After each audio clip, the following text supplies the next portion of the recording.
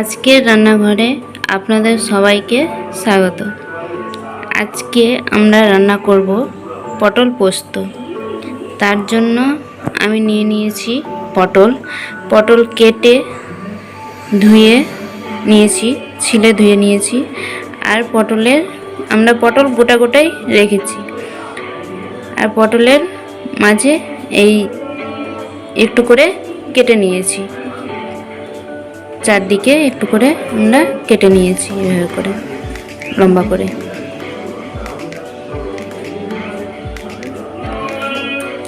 এর মধ্যে আমি স্বাদ মতো লবণ দিয়ে দিয়েছি, আর দিয়ে দিব হলুদ, পরিমাণ মতো আমি হলুদ দিয়ে দেব।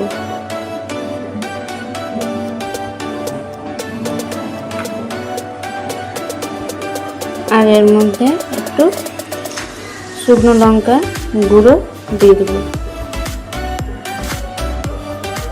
নিয়ে আমরা ভালো করে এটাকে মাখিয়ে নেব।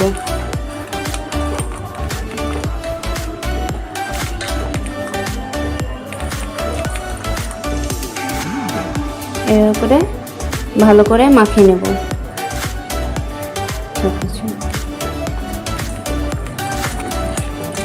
আমরা ভালো করে মাখিয়ে নিয়েছি। এবার এটা তেলে আমরা ভেজে নেব। একটা কড়াই বসিয়ে দিয়েছি। কড়াইটা গরম হয়ে গেলে এর মধ্যে আমি তেল দিয়ে দেব। কড়াই গরম হয়ে গেছে, এর মধ্যে আমি তেল দিয়ে দিচ্ছি।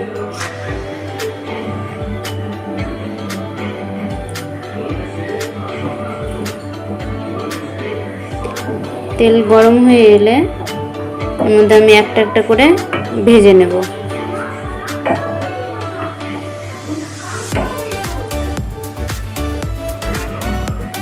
তেল গরম হয়ে গেছে, এর মধ্যে আমি একটা একটা করে দিয়ে দিব, দিয়ে ভেজে নেব।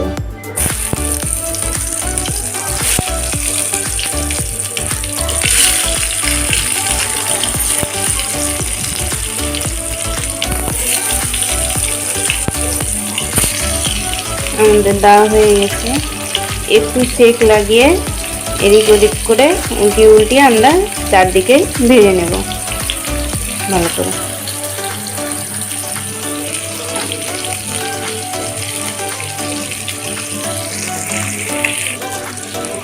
আমাদের পটলগুলো ভাজা হয়ে গেছে।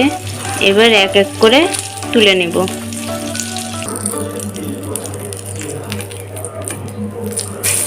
সবগুলো তুলে নিলাম। এবার এর মধ্যে আমরা ফোড়নগুলো দিয়ে দেব এই তেলে।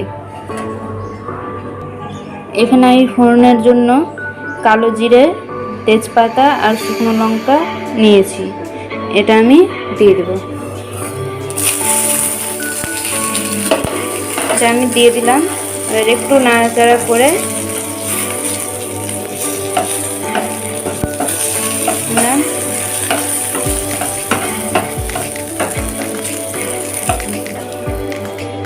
এরপর আমরা এখানে দিব,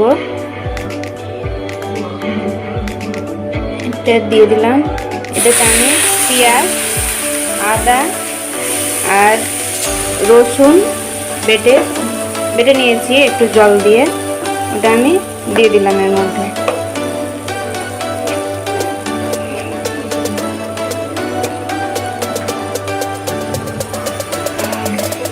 এবার এর মধ্যে আমি পরিমাণ মতো লবণ দিয়ে দেব। আমরা প্রথমে লবণ দিয়েছি ভাজার সময়, এখানে অল্প করে দিয়ে দিলাম, আর হলুদ দিয়ে দিচ্ছি।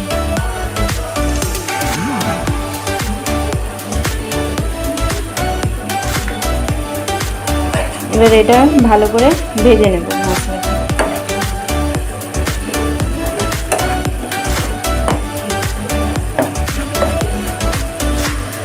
আর এর মধ্যে আমি জিরা বাটা দিয়ে দেব। 1 চামচ আমি জিরা বাটা দিয়ে দিলাম।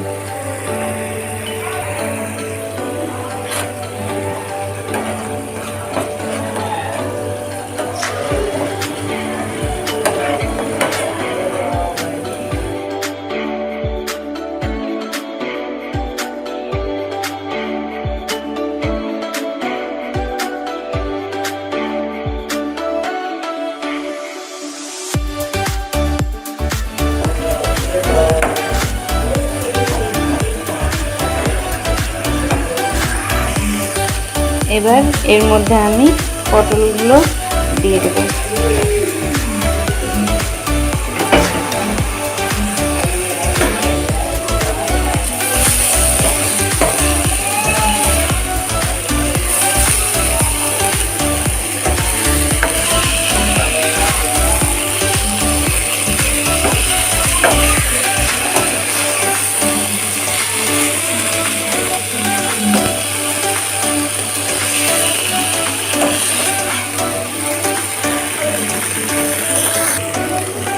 এবার এর মধ্যে আমি সরষে বাটা দিয়ে দিলাম।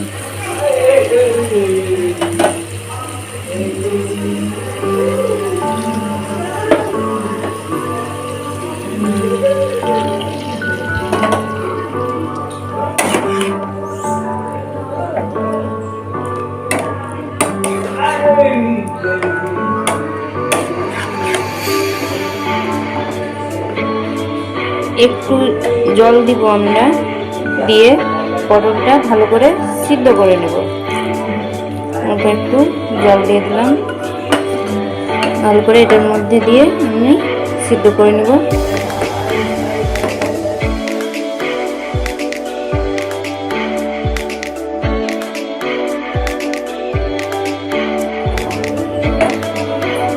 আমি একটু ঢাকা দিয়ে দিচ্ছি পটলটা।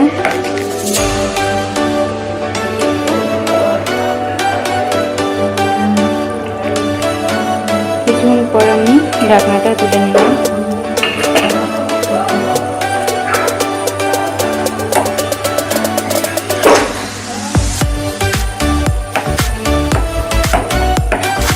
আমাদের পটল সরষে বাটা হয়েই এসছে।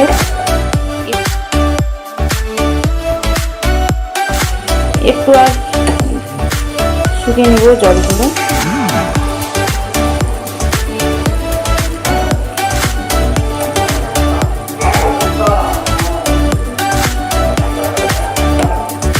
পটলগুলো সিদ্ধ হয়ে গেছে।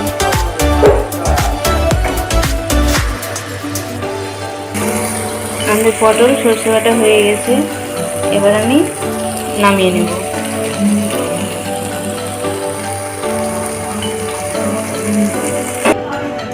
আমরা পটল নামিয়ে নিয়েছি। দেখতেই পাচ্ছেন কি সুন্দর হয়েছে। আপনারা বাড়িতে রান্না করে দেখবেন। আপনাদের যদি পটল পোস্ত রান্নাটি যদি ভালো লেগে থাকে তাহলে একটি লাইক, শেয়ার এবং সাবস্ক্রাইব করতে ভুলিয়েন না।